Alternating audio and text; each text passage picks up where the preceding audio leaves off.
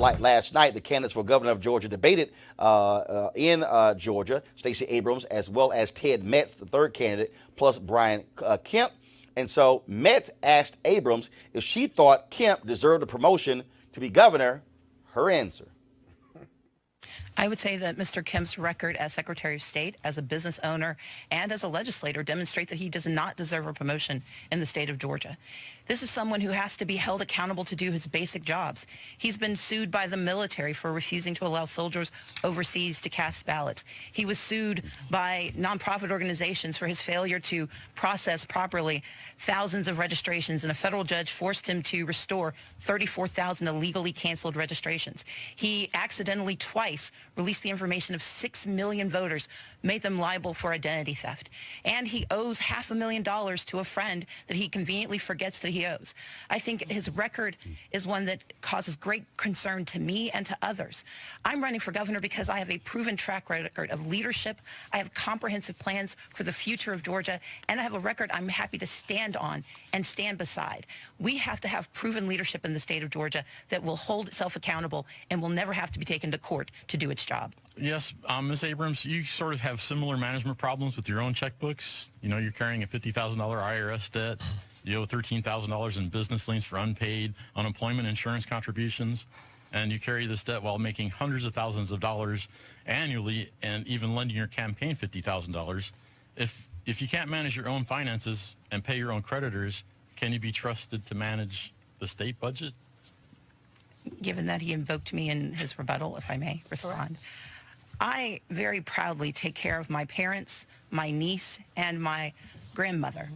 I know that you can defer your taxes, but you cannot defer cancer treatment payments for your father. I owe taxes to the federal government, and I pay those taxes. I'm on a payment plan, I am current, and I have never walked away from my responsibilities. More than that, every time I have found out that there's a challenge, I've quickly responded. I've never had to be sued to do my job. And so I would say that my responsiveness is proof that I am not only a strong leader, but I have the right priorities. Georgia values that say put family first and take care of all of your obligations. I've never shirked my responsibilities, and I never will. All right, I want to go to my panel real quick. I want to show you some polling data from NBC. Henry, go to my iPad.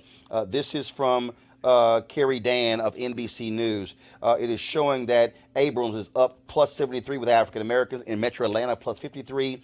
Women plus 14. Kemp is up with whites plus 35. Men plus 18. And plus 35 in rural. But here's what is interesting here when you go to this right here.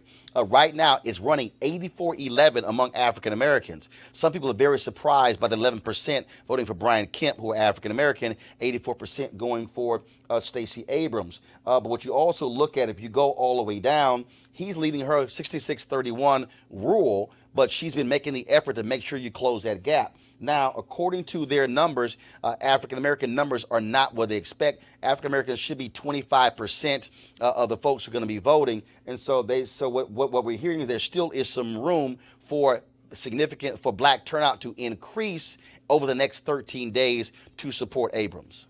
She is a hot, she's hot. She's great.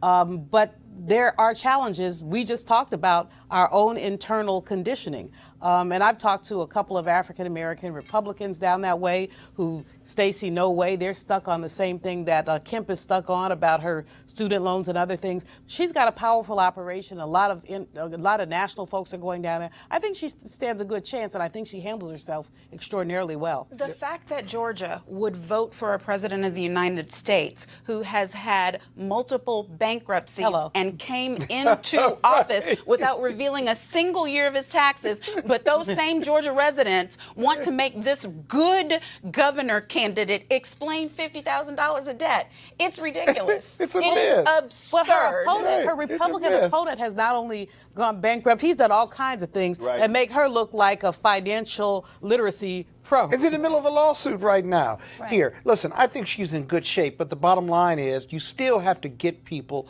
to the polls. You can register them, you got to get them to the polls. I keep hearing about this tremendous ground game, so two things win for her. One, a ground game that counts votes around the state and deliver those votes as they count them. And then secondly, the enforceability of this court order. Because we know federal court orders make sense, but that our Republican friends and those on the ground don't always follow them. We talk about what the importance of young voters. In this particular poll here, it shows under 30, Abrams 55%, Kemp 42%. She's only up plus 13 there. Of course, those voters also matter. And so what we're seeing is initiatives all across the country to get young folks to get out and vote.